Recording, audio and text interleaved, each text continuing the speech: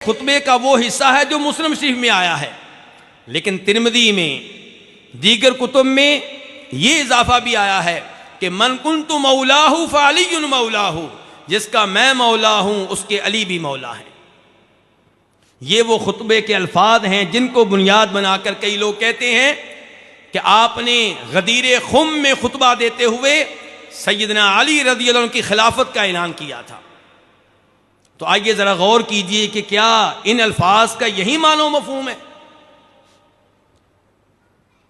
جو اس سے خلافت کا معنی اخذ کرتے ہیں وہ کہتے ہیں کہ ان الفاظ کا معنی یہ ہے کہ جس کا میں والی ہوں، جس کا میں حکمران ہوں، اس کے علی بھی حکمران ہیں، اس کے علی بھی اس کے نگران ہیں، اس کے خلیفہ ہیں۔ والی کا معنی، مولا کا معنی والی، جبکہ صحیح بات یہ ہے کہ مولا کا معنی ہے دوست، محبوب۔ آپ یہ کہہ رہے ہیں کہ جو مجھ سے محبت کرتا ہے، جو مجھے اپنا محبوب سمجھتا ہے، جو مجھے اپنا دوست سمجھتا ہے، وہ میرے علی سے بھی محبت کرے، میرے علی سے بھی دوستی رکھے رضی اللہ تعالی عنہ۔ اور یہ جو معنی ہے کہ مولا کا معنی محبوب، مولا کا معنی دوست، یہی درست معنی ہے۔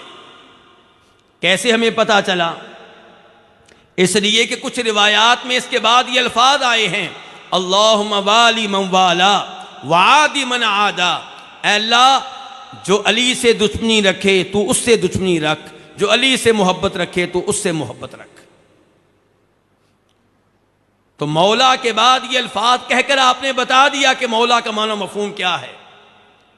دوسرے نمبر پہ گزارش یہ ہے کہ جناب علی مسلمانوں کے مولا تھے، نبی علیہ الصلوۃ والسلام کی زندگی میں یعنی کہ محبوب تھے، اور آپ کے فوت ہونے کے بعد بھی مسلمانوں کے مولا تھے یعنی کہ مسلمانوں کے محبوب تھے، اور جب جناب علی خود بھی فوت ہو گئے آج تک وہ مسلمانوں کے مولا یعنی کہ محبوب ہیں۔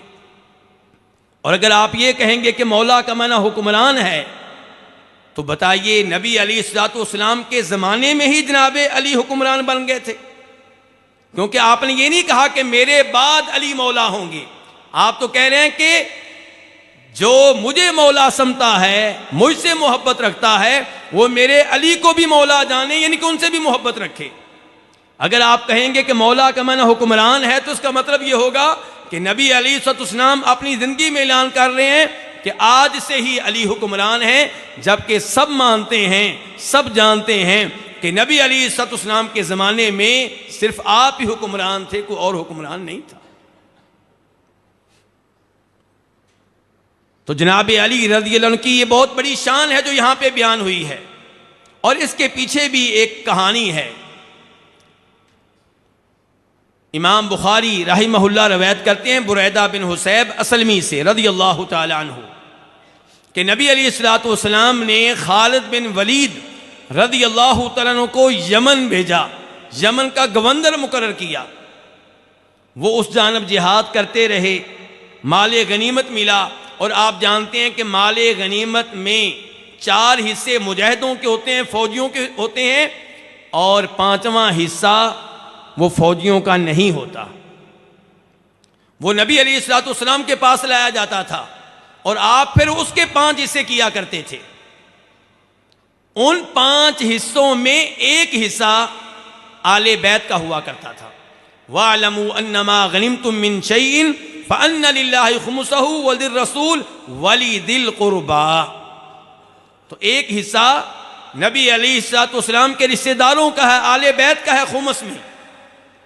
تو نبی علیہ الصلوۃ والسلام نے سیدنا علی کو یمن بھیجا تاکہ وہ خمس لے آئیں، 5واں حصہ لے آئیں۔ جناب علی وہاں پہ گئے، جناب خالد بن ولید نے خمس ان کے حوالے کیا، مال غنیمت کا 5واں حصہ ان کے حوالے کر دیا۔ جناب علی نے کیا کیا، مال غنیمت میں سے کوئی چیز اپنے لیے رکھ لی، کوئی چیز اپنے استعمال میں لے آئے۔ جن لوگوں نے یہ دیکھا انہیں بہت برا لگا کہ نبی علیہ الصلوۃ والسلام تک مال پہنچانے سے پہلے ہی جناب علی نے ایک چیز استعمال کرنا شروع کر دی ہے۔ جن کو برا لگا ان میں سے ایک یہ راوی ہیں بریدہ بن حصیب اسلمی جو اس حدیث کو بیان کر رہے ہیں. کہتے ہیں مجھے جناب علی سے نفرت ہو گئی جب میں اللہ کے رسول علیہ الصلوۃ والسلام سے مکہ میں آ کر ملا، کیونکہ اللہ کے رسول حج کے لیے مکہ پہنچ چکے تھے، یہ لوگ یمن سے مکہ آ گئے. تو میں نے بتایا کہ مجھے اس وجہ سے جناب علی سے نفرت ہوگی، انہوں نے ایسے کیا ہے.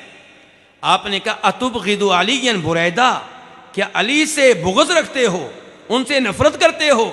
یاد رکھو ان کا اس مال میں حصہ اس سے کہیں زیادہ ہے، کیونکہ وہ آل بیت میں سے ہیں. اس کے بعد آپ نے کہا، اور یہ الفاظ ترمذی میں آئے ہیں کہ بریدہ من کنت مولاہ فعلی مولاہ، جو مجھ سے محبت کرتا ہے، مجھے مولا سمتا ہے، مجھے دوست سمتا ہے، وہ میرے علی سے بھی محبت کرے، ان سے بھی دوستی رکھے. تو جناب علی سے اس موقع پہ کئی لوگوں کو غلط فہمی ہو گئی.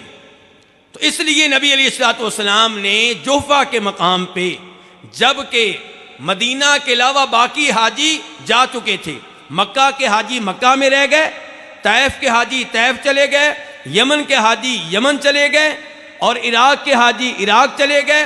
اب وہ لوگ رہ گئے جو مدینہ کے رہنے والے تھے یا جن کا راستہ مدینہ تھا.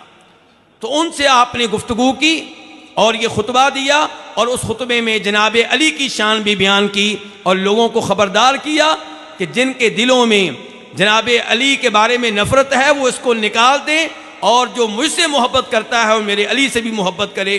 اور دوسری حدیث میں آپ فرماتے ہیں کہ جناب علی سے محبت ایمان کی علامت ہے، ایمان کی نشانی ہے، اور ان سے بغض منافقت کی نشانی ہے. جناب بریدہ کہتے ہیں میں نے ادھر ہی اعلان کیا کہ اللہ کے رسول علیہ الصلوۃ والسلام مجھے جناب علی سے محبت ہے. تو کہنے کا مطلب یہ ہے کہ اس میں کوئی شک و شبہ نہیں کہ من کنت مولاہ فعلی مولاہ، یہ جناب علی کی بہت بڑی شان ہے. آپ نے اعلان کر دیا کہ ان سے محبت کرنا ہوگی، اور الحمدللہ ہم جناب علی سے محبت کو ایمان اور دین سمجھتے ہیں، جناب حسن و حسین سے محبت کو ایمان اور دین سمجھتے ہیں، جناب حسن و حسین کی والدہ سیدہ فاطمہ سے محبت کو ایمان اور دین سمجھتے ہیں.